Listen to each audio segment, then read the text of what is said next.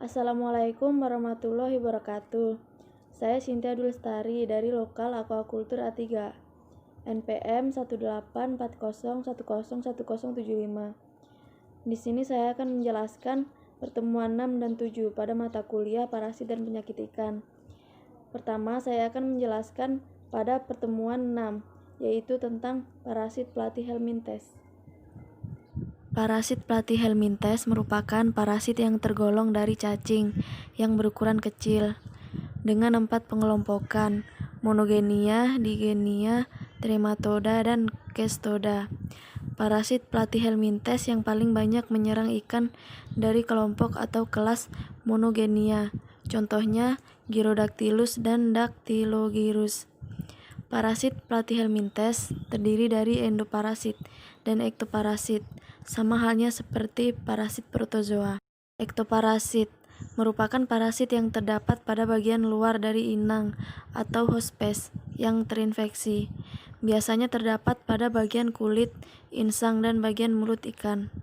Beberapa parasit Platyhelminthes yang menyebabkan penyakit pada ikan diantaranya Gyrodactyliasis dan Dactylogryliasis. Gyrodactyliasis. Penyakit ini banyak ditemukan pada sirip dan kulit ikan dengan bentuk tubuh kecil dan memanjang seperti opal. Siklus hidupnya tidak memiliki inang perantara, jadi hanya memiliki satu induk saja.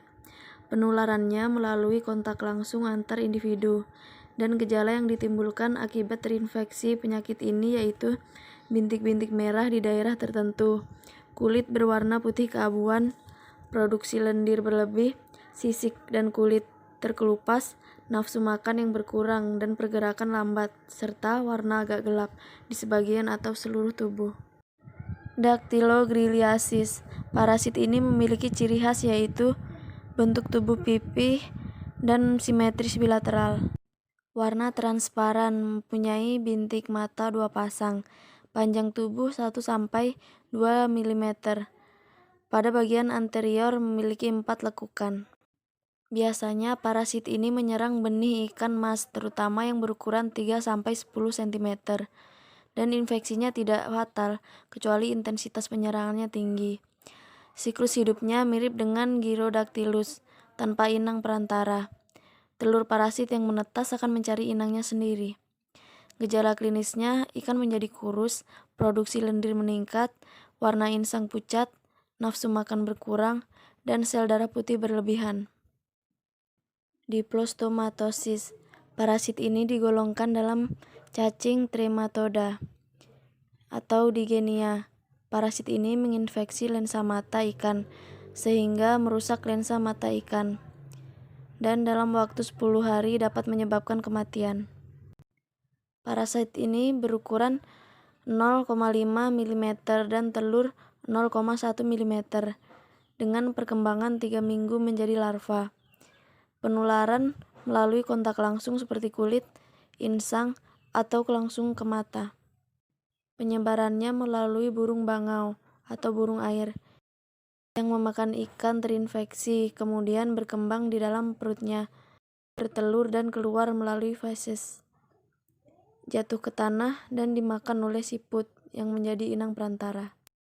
Endoparasit merupakan parasit yang terdapat pada bagian dalam dari inang atau hospes yang terinfeksi.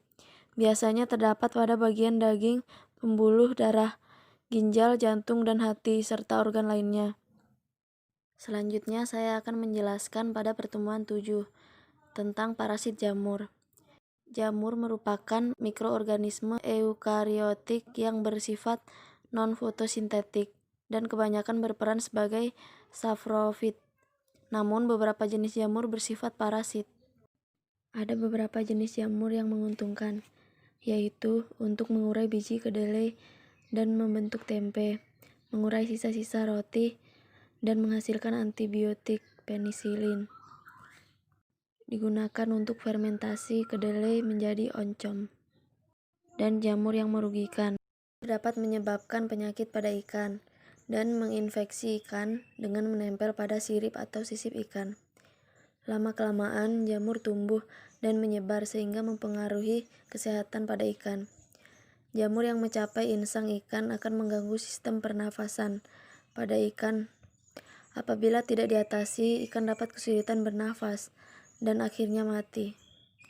Karena ukuran jamur yang sangat kecil dan tidak kasat mata, terkadang gejala yang ditimbulkan oleh jamur juga tidak dapat dilihat oleh mata, karena hanya berupa titik-titik putih yang samar. Gejala lainnya yang dapat diamati yaitu lendir yang berlebihan pada tubuh ikan.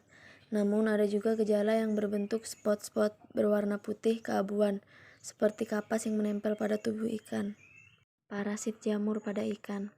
Saprolegnia menginfeksi bagian tubuh ikan yang terluka dan telur ikan, menyerang ikan air tawar dan air laut, dan memicu datangnya bakteri atau parasit lain.